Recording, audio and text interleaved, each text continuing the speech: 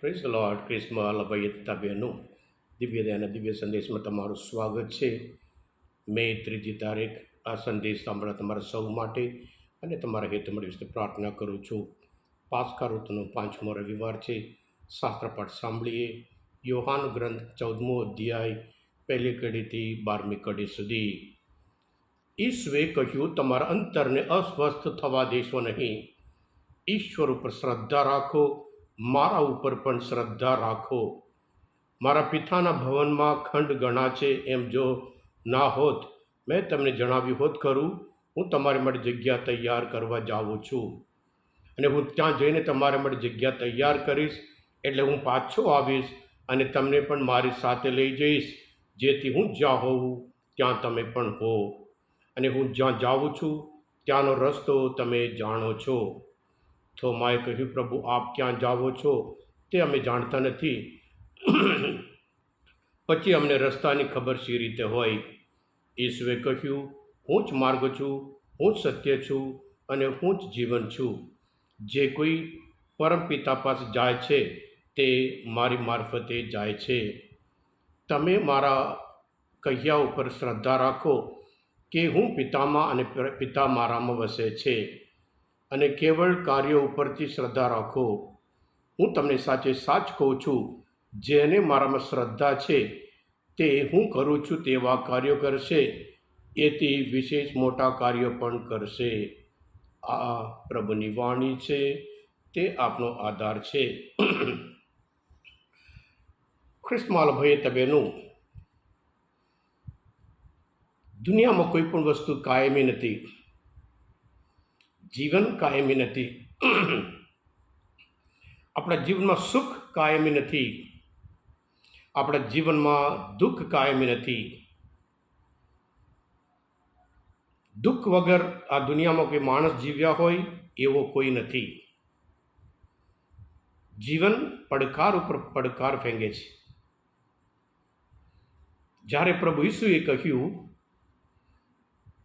તમારા અંતરને અસ્વસ્થ થવા દેશો નહીં.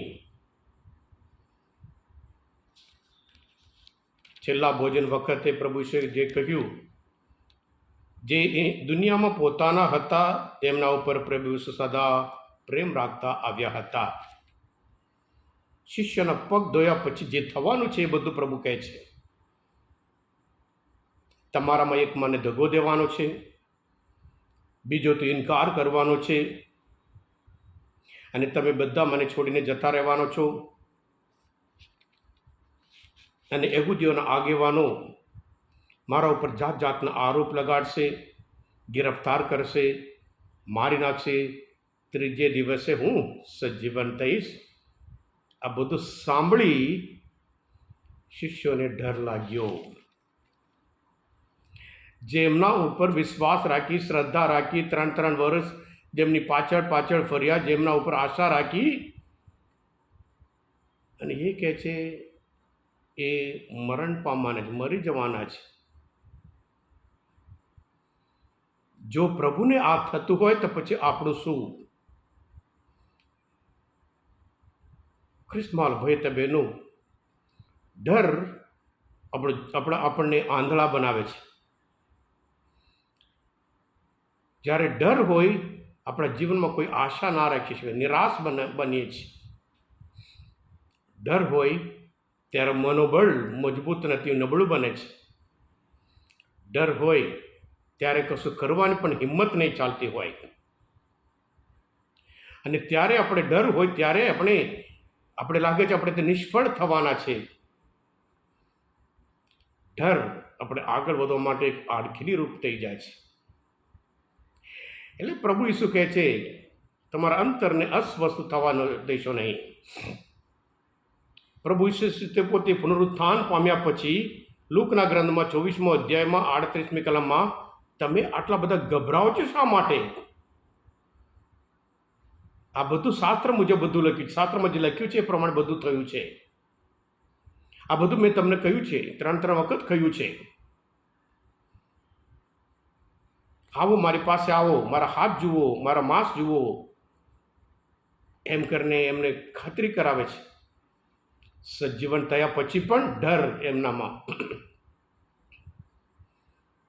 હા કૃષ્ણવાલા ભાઈ પિતા બહેનો, જ્યારે પવિત્ર આત્મા ઉતરી આવ્યા ત્યાર પછી આ ડર દૂર થઈ જાય છે અને આ અશાંતિ દૂર થઈ જાય છે અને દેવો હિંમતપૂર્વક સજીવન તરફ પ્રભુ ઈસુનો પ્રચાર કરવા માટે નીકળે છે. અને જ્યારે યરુશલેમમાં સત્તામણી યરુશલેમમાંથી શિષ્યો તો બધે નાસી જાય છે અંત્યોકમાં. અને અંત્યોકમાં એટલું સફળ એમની મિનિસ્ટ્રી, ઘણા બધા ખ્રિસ્તીઓ થયા. બાઇબલમાં આપણે વાંચીએ તેઓ બધા એક મન થઈને જીવતા હતા.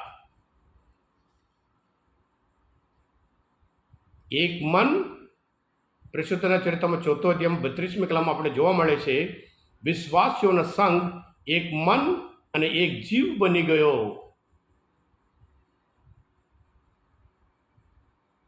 અને ત્યાર પછી ત્યાં એમને અમે વચ્ચે ભાગલા.